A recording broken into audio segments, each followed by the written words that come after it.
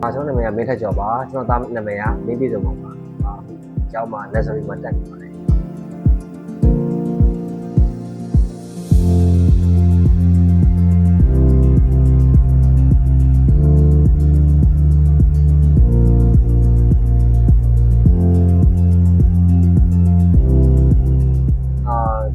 ဒီကျောင်းမတိုင်ခင်ကျွန်တော်နောက်ထပ်ကျောင်းတွေအများကြီးစုံစမ်းသေးရပေါ့နော်စုံစမ်းတဲ့အချိန်မှာ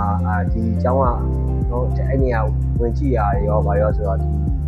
ပို့ပြီးတော့တင့်တော်မယ်ထင်တယ်ပြီးတော့ကလေးကိုယ်တိုင်ကလည်းဒီကျောင်းမှာပဲတက်ချင်တယ်ဆိုပြီးတော့ဖြစ်တာအားနဲ့ဒီကျောင်းမှာတက်ဖြစ်တယ်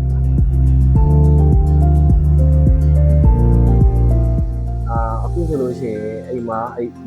ရောင်ချဲတဲ့ဟာလေးတွေဆိုလို့ရှိရင်အရင်ကမချက်တတ်ဘူးလို့ဆိုလို့ရှိရင်ဒီဘောင်အတွင်းမှာအဲ့လိုလို့ခေါ်မယ်ဆေးအပြင်မပြန့်တော့လောက်ရလာတယ်ဒါပြီးလို့ရှိရင်တရုပ်လိုတစ်နှစ်သုံးလေးလိုဟာမျိုးတွေအိမ်မှာ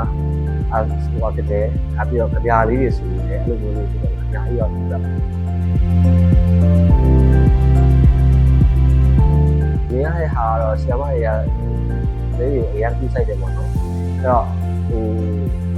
ကလေးကကြောင်းတက်ဖို့မပြင်းဘူးအဲ့တော့ဒီကြောင်းသွားရမယ်ဆိုရင်အဆင်ပြေတယ်သူပျော်တယ်ပြီးတော့ဒီကအဆင်ပြေပါတယ်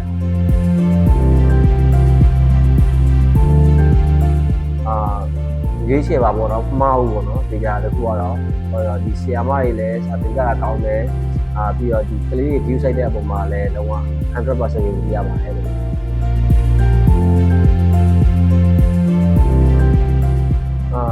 ီချက်ပို့ပြီးတော့ပေါ့နော်မေးယူလည်း view site ပေးပါဘယ်လိုခေါ်မလဲ